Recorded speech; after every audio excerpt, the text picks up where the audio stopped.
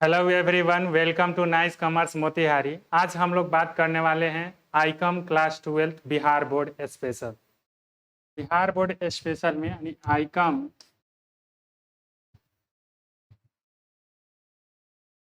Twelfth Bihar board special BSAB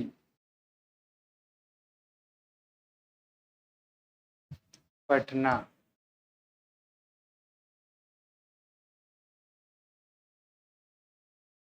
इस class को आज से स्टार्ट करते हैं, एकदम स्टार्टिंग से यानी बेसिक से स्टार्ट करेंगे और पूरा का पूरा चैप्टर कवर किया जाएगा। इसका जो क्लास है रेगुलर क्लास आप कर सकते हैं। पूरा का पूरा कंसेप्ट भी क्लियर कराया जाएगा। एक भी कंसेप्ट, एक भी टॉपिक आपको मतलब ऐसा नहीं होगा कि एक भी टॉपिक बाकी रह जाए। तो सबसे पहले हम आईकॉम 12 का जो है सिलेबस के बारे में डिस्कस कर लेते हैं। इसका सिलेबस क्या होता है ना। तो सिलेबस में एक पेपर होता है अकाउंटेंसी।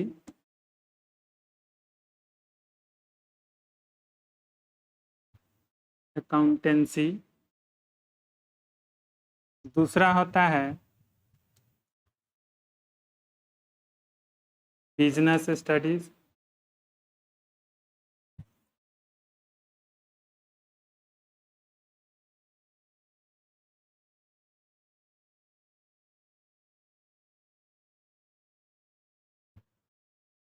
तीसरा पेपर होता है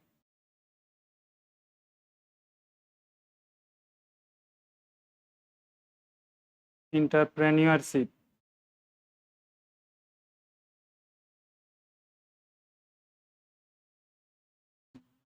को एंटरप्रेन्योरशिप भी बोलते हैं, आपको जो अच्छा लगे बोल सकते हैं। इकोनॉमिक्स।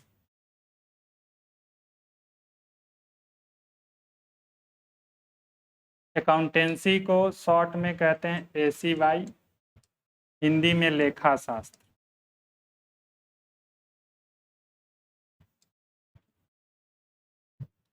बिजनेस स्टडीज को शॉर्ट में BST बोलते हैं। इसको हिंदी में व्यावसायिक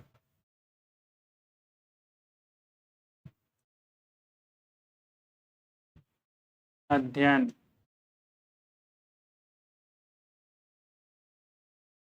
एंटरप्रेन्योरशिप को शॉर्ट में EPS बोलते हैं।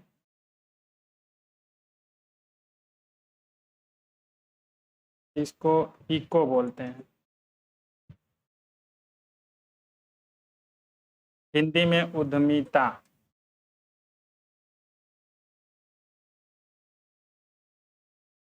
इकोनॉमिक्स को हिंदी में अर्थशास्त्र।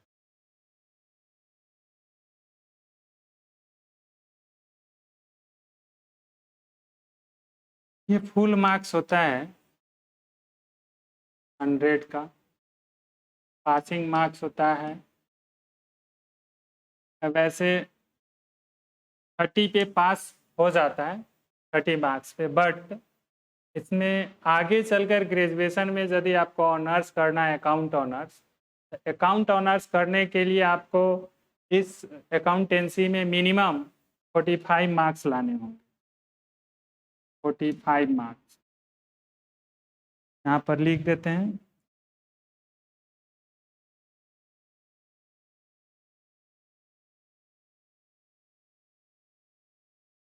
ऑनर्स के लिए 45 मार्क्स लाना होगा अगर ऑनर्स करना हो ग्रेजुएशन में, तब अकाउंट ऑनर्स करना हो। हालांकि नियम चेंज होते रहता है। अब सेमेस्टर लगने वाला है तो सेमेस्टर में क्या होगा, क्या रूल आएगा, वो बाद में देखा जाएगा। बट अभी जो रूल है प्रेजेंट टाइम में, उस रूल के अकॉर्डिंग आपको अगर ग्रेजुएशन में अकाउंट ऑनर्स करना है या जो भी सब्जेक्ट का ऑनर्स करना है, उस सब्जेक्ट में मिनिमम 45 मार्क्स होने चाहिए। पास करने के लिए आपको तो 30 मार्क्स में पास हो जाइएगा, बट ऑनर्स करने के लिए 45 मार्क्स। BST में भी 100 मार्क्स का होगा। 30 मार्क्स आपको पास करने के लिए है। इसमें EPS में क्या होता है, 70 मार्क्स का आपका थ्योरी होता है, 30 मार्क्स का प्रैक्टिकल होता है। टोटल मिलाकर 100 मार्क्स और इसको पास करने के लिए 33 मार्क्स चाहिए होता है। इकोनॉमिक्स 100 मार्क्स का होता है, इसको पास करने के लिए 30 मार्क्स होना चाहिए। अब इसमें क्या है, थोड़ा सा ध्यान से देखेंगे तो पता चलेगा कि 4 सब्जेक्ट हो गया। 2 सब्जेक्ट तो होता है कंपलसरी, जिसको हिंदी और इंग्लिश यानी लैंग्वेज पेपर होता है, हिंदी और इंग्लिश लैंग्वेज में।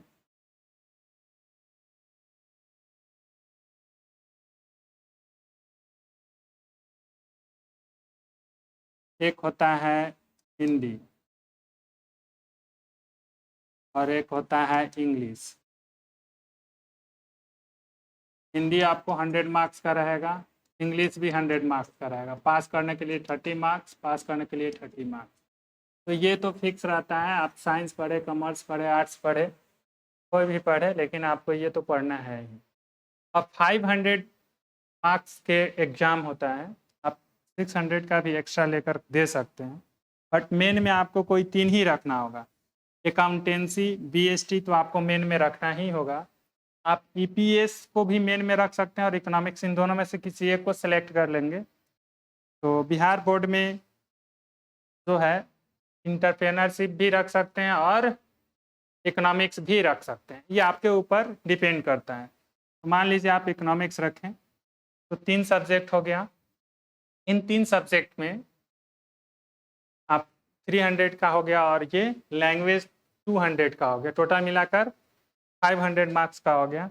आप एक्स्ट्रा में एंटरप्रेन्योरशिप रख सकते हैं या फिर एंटरप्रेन्योरशिप को मेन में रख के एक्स्ट्रा में इकोनॉमिक्स को रख सकते हैं। बाकी ये सब तो फिक्स है, यानी अकाउंटेंसी मेन में रखना है, बिजनेस स्टडी मेन में रखना है, एंटरप्रेन्योरशिप मेन में रखना है, एक्स्ट्रा में आप इकोनॉमिक्स भी रख सकते हैं, या फिर मेन में इकोनॉमिक्स को रख के एक्स्ट्रा में एंटरप्रेन्योरशिप भी रख सकते हैं, या फिर एंटरप्रेन्योरशिप ना भी ले सकते हैं। ये आपके ऊपर डिपेंड करता है। आई होप कि आपको ये समझ में आ गया होगा। ये लैंग्वेज है, ये कंपलसरी होता ही होता है। हिंदी आपको 100 मार्क्स का, इंग्लिश 100 मार्क्स का होता है। अब इसमें क्वेश्चन कैसे पूछा जाता है, इस पर भी हम लोग डिस्कस करेंगे। क्वेश्चन पैटर्न,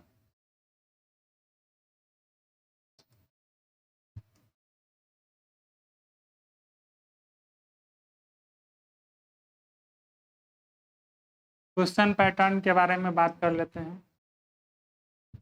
आपका 3 पार्ट्स में क्वेश्चन डिवाइड होता है। फर्स्ट होता है objective,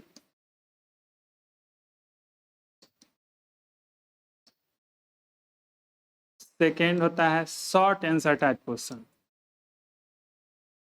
short answer type question,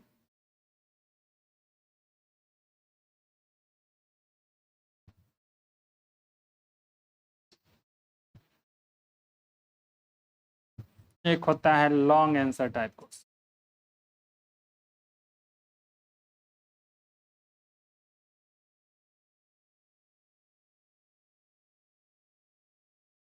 objective आपको 50% रहता है, ठीक है, 50% ऑब्जेक्टिव, 30% रहता है आपको शॉर्ट आंसर टाइप, 20% रहता है लॉन्ग आंसर टाइप, यानी 50, 30, 80 और 20, 100, यानी 100% जो हो गया। इस तरह से आपका क्वेश्चन 3 पार्ट्स में डिवाइडेड होगा। और ऑब्जेक्टिव के क्वेश्चन कितना पूछे जाता है, तो अभी तक जो पिछले साल एग्जाम हुआ उसके अकॉर्डिंग 100 मार्क्स का ऑब्जेक्टिव, 100 क्वेश्चन ऑब्जेक्टिव रहेगा, 100 क्वेश्चन आएगा, आंसर देना होगा आपको 50 क्वेश्चन का। 100 क्वेश्चन रहेगा जिसमें आंसर देना होगा 50 क्वेश्चन का। इसमें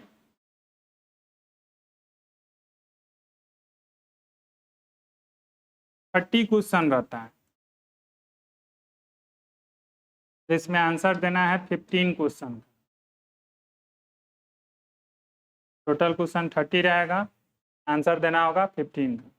इसमें 10 रहता है और इसमें से आंसर देना होगा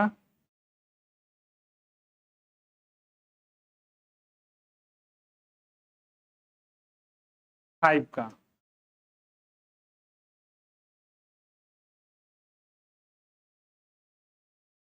तो इस टाइप का क्वेश्चन आपका पैटर्न होगा। इसमें इजीली आप फर्स्ट डिवीजन तो आराम से ही निकाल सकते हैं। ऑब्जेक्टिव अगर क्लियर हो जाए आपका 100%, तो 50 मार्क्स ऑब्जेक्टिव से ले लेंगे। और इन दोनों में से आप अगर अच्छा से नहीं भी तैयारी किए हैं तो 10 मार्क्स तो आ ही सकता है। किसी भी तरह से अगर लिखेंगे तो 10 मार्क्स आ सकता है। बट किसी भी तरह से क्यों लिखेंगे, थोड़ा सा पढ़ लेंगे, तैयारी कर लेंगे अच्छा से। जब आपको अब घर बैठे ही तैयारी करना हो जा रहा है पॉसिबल, तो फिर छोड़ेंगे क्यों। और वो भी कंसेप्ट वाइज, चैप्टर वाइज आपको पूरा टॉपिक पढ़ाया जाएगा, तो आप इस क्लास को रेगुलर कर सकते हैं। अब इसके अगला है चैप्टर 1 हम स्टार्ट करते हैं, ठीक है। जब अकाउंटेंसी का बुक लेंगे उसमें एक चैप्टर आएगा एनपीओ का, नाम सुने होंगे एनपीओ, ये शॉर्ट है चैप्टर का नाम। चैप्टर फर्स्ट है ये, चैप्टर फर्स्ट, चैप्टर फर्स्ट है एनपीओ। शॉर्ट में एनपीओ कहेंगे, बट पूरा चैप्टर का नाम है accounting for not for profit organisation, not for profit organisation.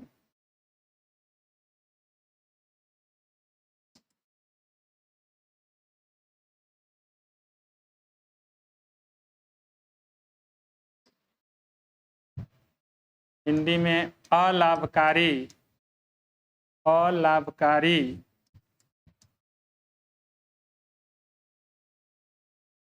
संगठनों के लेखांकन, अलाभकारी संगठनों के लेखांकन या गैर लाभकारी संगठनों का लेखांकन। अलाभकारी या गैर लाभकारी।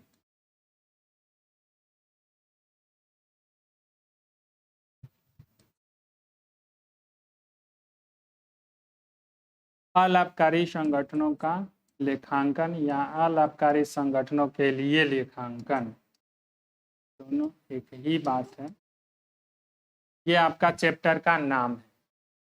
इस चैप्टर को देखने से, तब पढ़ने से पहले हमें ये डिस्कस करना होगा कि ये नॉट फॉर प्रॉफिट ऑर्गेनाइजेशन या नॉट फॉर प्रॉफिट ऑर्गेनाइजेशन क्या होता है, ठीक, इसको समझना जरूरी है।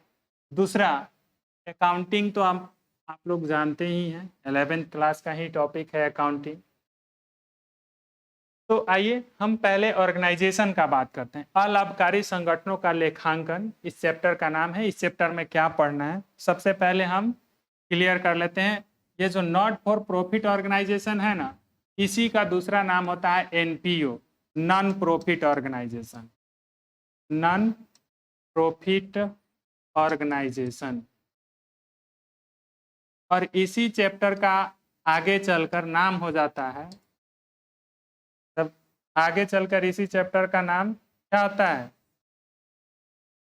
Not for profit organisation, sorry not trading, non trading organisation, non trading organisation.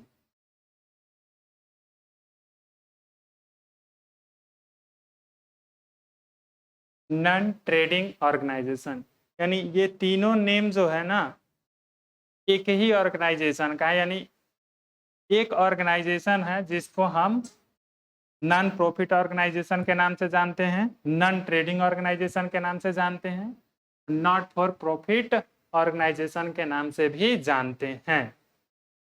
तो यहाँ पे ऑर्गेनाइजेशन है, पहले ऑर्गेनाइजेशन को समझेंगे।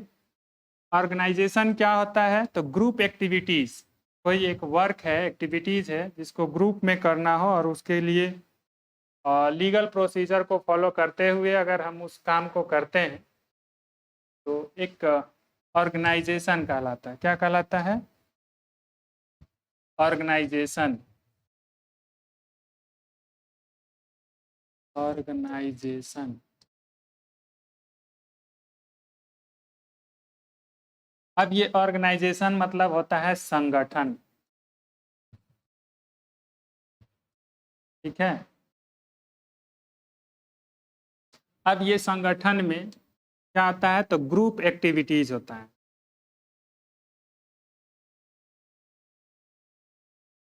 ग्रुप एक्टिविटीज यानी सामूहिक क्रियाएं होती हैं। अब सामूहिक क्रियाएं कौन करता है? A group of person. A group of person.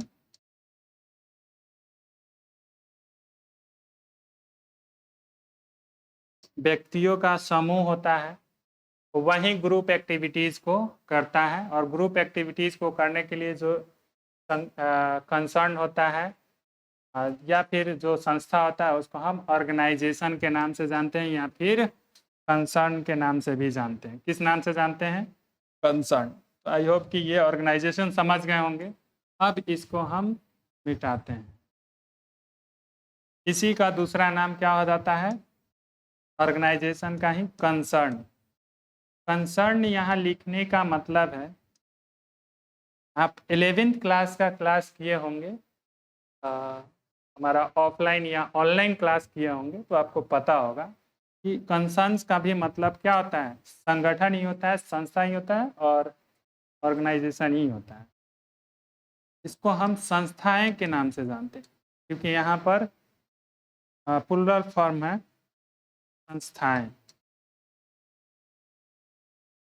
Single रहता तो संस्था हो जाता। ये संस्था या संगठन एक ही जैसा होता है। ठीक। अब ये जो कंसर्न है या फिर ऑर्गेनाइजेशन है ये दो तरह के होता है। एक होता है ट्रेडिंग कंसर्न या ट्रेडिंग ऑर्गेनाइजेशन। ट्रेडिंग कंसर्न या ट्रेडिंग ऑर्गेनाइजेशन। ऑर्गेनाइजेशन।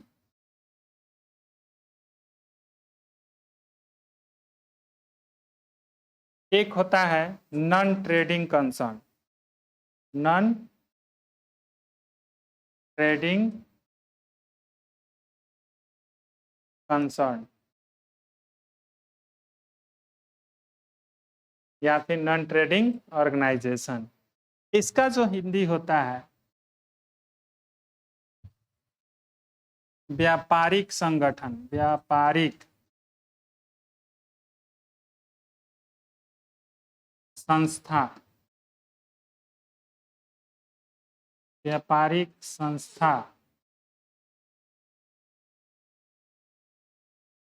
या फिर संगठन। उसी तरह से इसका हिंदी होता है गैर व्यापारिक।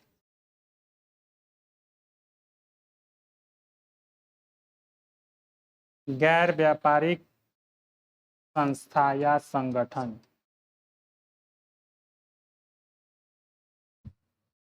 मतलब वैसी संस्थाएं जिनका मुख्य उद्देश्य लाभ कमाना होता है उसे हम क्या कहते हैं?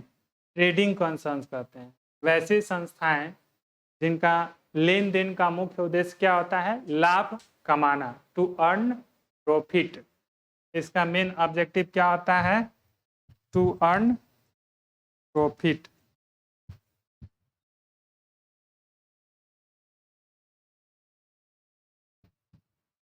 To earn profit.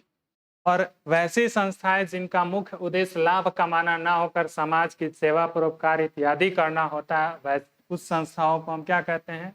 Non trading concerns यानी गैर व्यापारिक संस्था कहते हैं। वैसी संस्था जिनका मुख्य उद्देश्य लाभ कमाना ना होकर समाज की सेवा परोपकार इत्यादि करना होता है उसे हम गैर व्यापारिक संस्था कहते हैं, नॉन ट्रेडिंग कंसर्न्स या नॉन ट्रेडिंग ऑर्गेनाइजेशन कहते हैं। ठीक है, इसका जो मेन पर्पस होता है, मेन ऑब्जेक्टिव्स होता है, इसको सेटअप किया जाता है, ठीक है, to serve the society, serve the society, समाज की सेवा करना,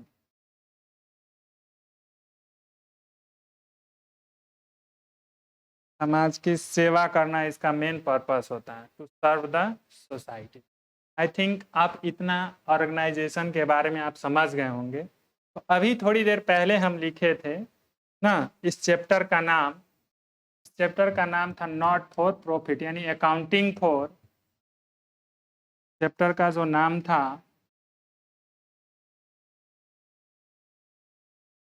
अकाउंटिंग फॉर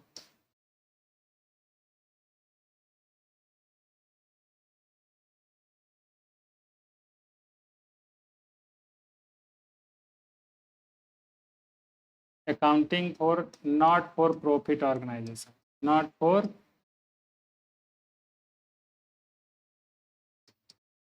प्रॉफिट ऑर्गेनाइजेशन। इस चैप्टर का नाम था accounting for not for profit organisation.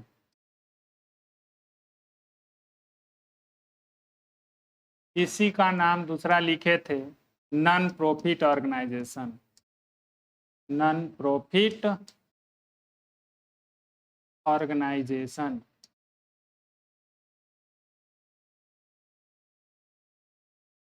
इसी का दूसरा नाम लिखे थे non trading organisation, non trading organisation. तो नॉन ट्रेडिंग यहाँ समझ गए। ये ऐसा लिखने का मेरा मेन पर्पस था ताकि आपको पता चल जाए, आप 11th क्लास में भी इस टॉपिक को थोड़ा सा पढ़े थे, इस टॉपिक के बारे में जानते हैं, है ना। अब आइए इसको थोड़ा सा डिटेल में जानने का कोशिश करते हैं, है ना।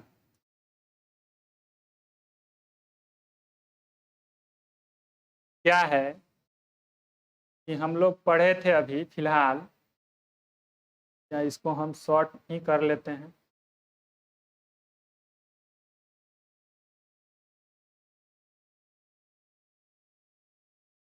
फिलहाल हम लोग पढ़े थे ये इतना।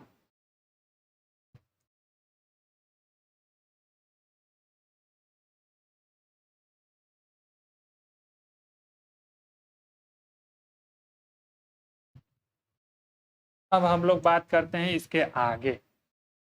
ठीक, इसके आगे क्या बात करेंगे कि ये जो हमारा चैप्टर है not for profit organisation, not for profit organisation क्या होता है, नॉट फॉर प्रॉफिट ऑर्गेनाइजेशन। क्योंकि आप सबको पता है ये स्पेशल बिहार बोर्ड के लिए है, इसलिए इसको हम हिंदी में ही डिफाइन करेंगे, या फिर इंग्लिश में भी डिफाइन कर सकते हैं। नोट्स दोनों में आपको अवेलेबल होगा। आप नोट्स यदि लेना चाहेंगे तो आप कांटेक्ट कर सकते हैं टेलीग्राम चैनल पे। टेलीग्राम चैनल पे हम नोट क्या करेंगे, अपलोड कर देंगे। टेलीग्राम चैनल का नाम होगा नाइस कॉमर्स मोतिहारी। तो आप सर्च कर लेंगे वहाँ से, तो मेरा टेलीग्राम चैनल आपको मिल जाएगा, उसको ज्वाइन कर लीजिएगा। फिर उसमें हम नोट्स जैसे अपलोड करेंगे आपके पास पहुँच जाएंगे। तो नॉट फॉर प्रॉफिट ऑर्गेनाइजेशन क्या होता है? Not for profit organisation is that organisation which set up for the purpose of render the service to society or other person is called not for profit organization। यानी वैसी संस्थाएं जिनका मुख्य उद्देश्य, या वैसी संस्थाएं जिनका स्थापना जो है समाज या दूसरे व्यक्तियों की सेवा करने के भाव से स्थापना किया जाता है, उस संगठन को हम क्या कहते हैं, नॉट फॉर प्रॉफिट ऑर्गेनाइजेशन कहते हैं, या नॉन प्रॉफिट ऑर्गेनाइजेशन कहते हैं, या फिर नॉन ट्रेडिंग ऑर्गेनाइजेशन कहते हैं, है ना। हिंदी में इसको कहा जाए तो वैसी संस्थाएं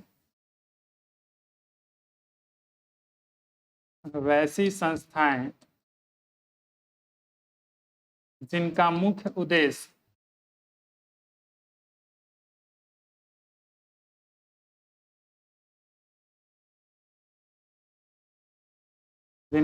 उद्देश्य लाभ कमाना न होकर समाज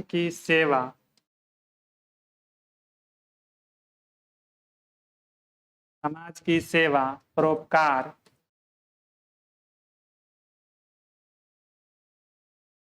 इत्यादि करना होता है।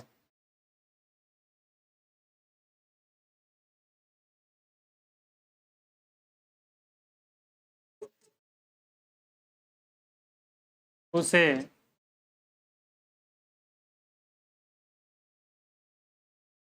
गैर लाभकारी संगठन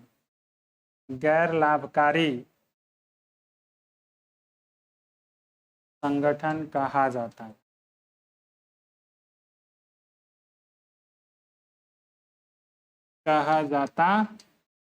है। इससे क्लियर है कि एक वैसी संस्था है जिनका मुख्य उद्देश्य क्या है, लाभ कमाना न होकर समाज की सेवा परोपकार इत्यादि करना होता है, उसे गैर लाभकारी संगठन कहा जाता है। तो भाई ऐसा संगठन होता कौन सा है ना, इस तरह के संगठन कौन संगठन होता है के बारे में जानना है। जैसे अब इस तरह के जो संगठन होगा उसका एग्जाम्पल है हॉस्पिटल। कौन सा हॉस्पिटल?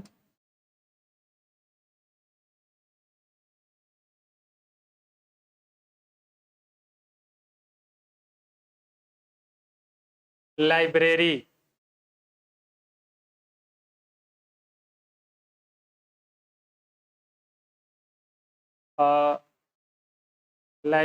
कॉलेज,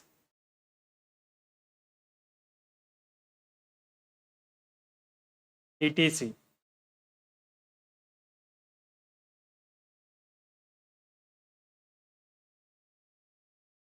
जैसा हॉस्पिटल, लाइब्रेरी, कॉलेज, ETC।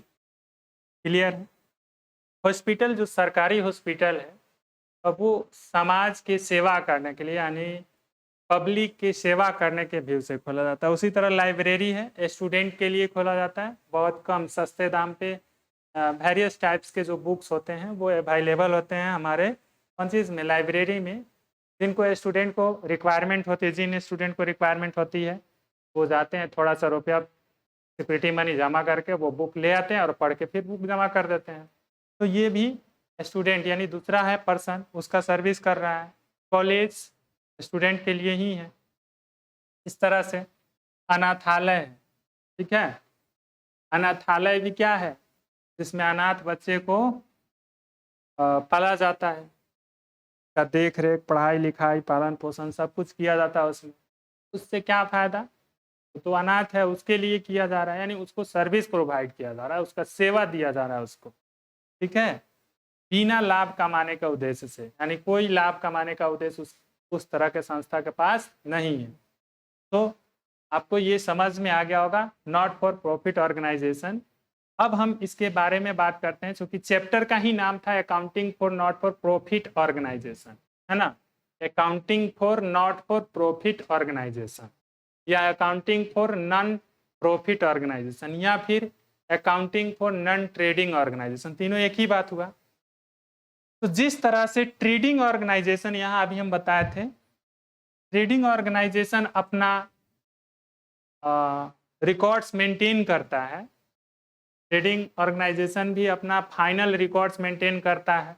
उसी तरह से हमारे ये नॉट फॉर प्रॉफिट ऑर्गेनाइजेशन भी अपना रिकॉर्ड मेंटेन करता है। अब कौन सा रिकॉर्ड मेंटेन करता है इसके बारे में हम लोग डिस्कस करते हैं, है ना। ये जो है अपना रिकॉर्ड मेंटेन करता है,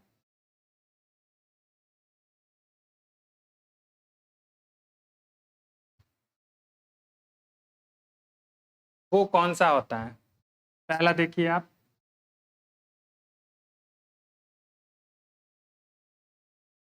अकाउंटिंग रिकॉर्ड्स जो मेंटेन करता है उसमें से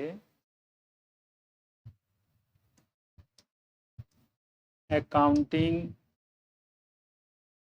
रिकॉर्ड्स, अकाउंटिंग रिकॉर्ड्स मेंटेन करने के लिए ये कौन कौन से अकाउंट्स तैयार करता है उसके बारे में बात करते हैं। पहला जो ये अकाउंट तैयार करता है, क्योंकि ये तो लाभ कमाता नहीं है, तो जब लाभ नहीं कमाएगा तो इसके पास इनकम नहीं होगा, लॉस नहीं होगा, है ना, एक्सपेंस होगा, सॉरी प्रॉफिट नहीं होगा, लॉस नहीं होगा इसका, तो प्रॉफिट और लॉस नहीं निकालता है। इसके पास मैक्सिमम ट्रांजैक्शन क्रेडिट नहीं होगा, यानी नॉन प्रॉफिट ऑर्गेनाइजेशन जो होते हैं, नॉन प्रॉफिट ऑर्गेनाइजेशन का मैक्सिमम ट्रांजैक्शन जो होता है, मैक्सिमम ट्रांजैक्शन, ध्यान से सुनिएगा, ये आपके ऑब्जेक्टिव क्वेश्चंस में आता है, मैक्सिमम ट्रांजैक्शन जो होते हैं वो कैश में होते हैं, यानी कैश ट्रांजैक्शन होता है, बट कैश और क्रेडिट ट्रांजैक्शन भी होता है। अगर सिंपली पूछा जाए कि नॉन फॉर प्रॉफिट ऑर्गेनाइजेशन या नॉन प्रॉफिट ऑर्गेनाइजेशन जो है अपना ट्रांजैक्शन कैसे करता है, यानी कैश ट्रांजैक्शन करता है या क्रेडिट ट्रांजैक्शन करता है या बोथ करता है या नॉन ऑफ दिस करता है, तो उसमें लिखा जाएगा बोथ, क्योंकि नॉन ट्रेडिंग ऑर्गेनाइजेशन भी कभी कभार क्रेडिट ट्रांजैक्शन करता है ना। फिर मैक्सिमम ट्रांजैक्शन का जहां बात आएगा वहां कैश में ही करता है, तो कैश ट्रांजैक्शन ज्यादा करता है, तो या तो रिसीव करेगा या फिर पेमेंट करेगा, है ना। तो उसके लिए यानी रिसिप्ट और पेमेंट को, यानी कैश आया और कैश गया एक निश्चित ईयर में, यानी डिफिनिट ईयर्स में या एक पार्टिकुलर ईयर में कितना कैश आया और कितना कैश गया, यानी कितना कैश रिसीव हुआ, कितना कैश पेमेंट हुआ, यानी कैश ट्रांजैक्शन के समरी को, ठीक है, शो करने के लिए यहाँ पर बनाया जाता है receipt and payment account, receipt and payment account.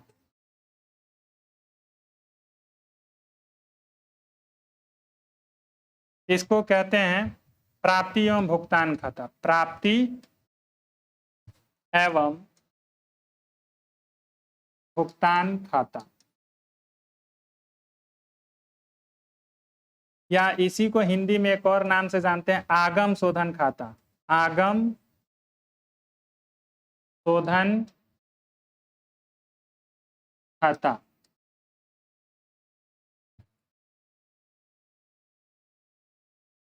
अब जो है इसका एक ये बनता है, दूसरा जो बनता है, दूसरा ये बनाता है, क्योंकि प्रॉफिट और लॉस ये तो कमाता नहीं है, तो इसके पास या तो एक्सपेंस होता है या फिर कोई इनकम होता है, ठीक। तो इनकम और एक्सपेंस होता है, तो इनकम और एक्सपेंस के जो समरी शो करता है वो income and expenditure account show करता है, क्योंकि इनकम और एक्सपेंडिचर अकाउंट बनाने से excess of income over expenditure means surplus का पता चलता है, और दूसरा excess of expenses over income means deficit का पता चलता है, ठीक। यानी सरप्लस और डेफिसिट का पता लगाने के लिए आपको क्या किया जाता है, इनकम एंड एक्सपेंडिचर अकाउंट बनाया जाता है, इनकम एंड एक्सपेंडिचर अकाउंट बनाया जाता है।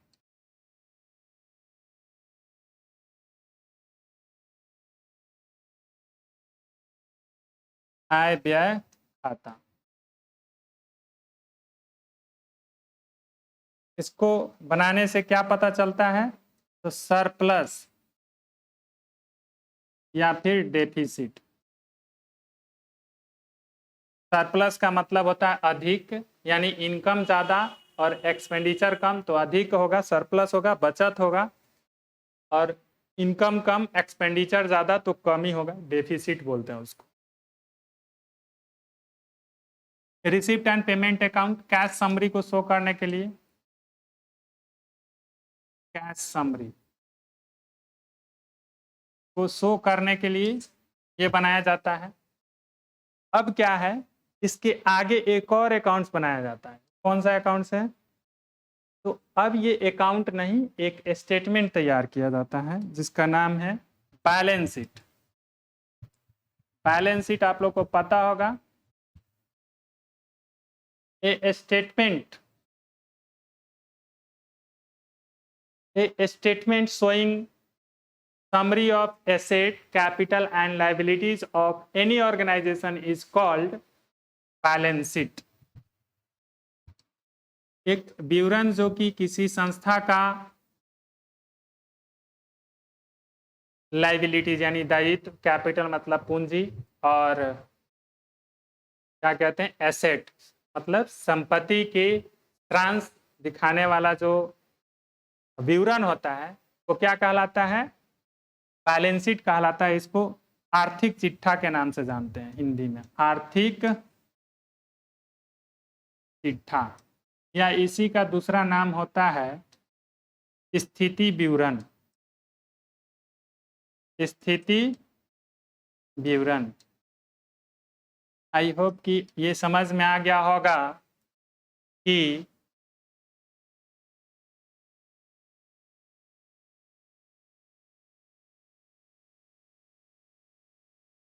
जो अकाउंटिंग रिकॉर्ड्स मेंटेन करता है कौन, नॉन प्रॉफिट ऑर्गेनाइजेशन, यानी नॉन प्रॉफिट ऑर्गेनाइजेशन या नॉन ट्रेडिंग ऑर्गेनाइजेशन, वो 3 अकाउंट्स तैयार करता है। यही 3 है। पहला है रिसीप्ट्स एंड पेमेंट अकाउंट्स, दूसरा है इनकम एंड एक्सपेंडिचर अकाउंट, तीसरा है बैलेंस शीट। बैलेंस शीट बनाने से पता चल जाता है, यानी summary of liabilities and asset, यहाँ कह सकते हैं summary of liabilities and asset, L&A short में लिख दिए, लाइबिलिटीज एंड एसेट को शो करने के लिए ये तो बैलेंस शीट बना ही होता है। Income and expenditure account show करता है किसको, तो सरप्लस और डेफिसिट को। आज के लिए इतना ही। आई होप कि जो भी हम एक्सप्लेन किए हैं आप सबको समझ में आया हो।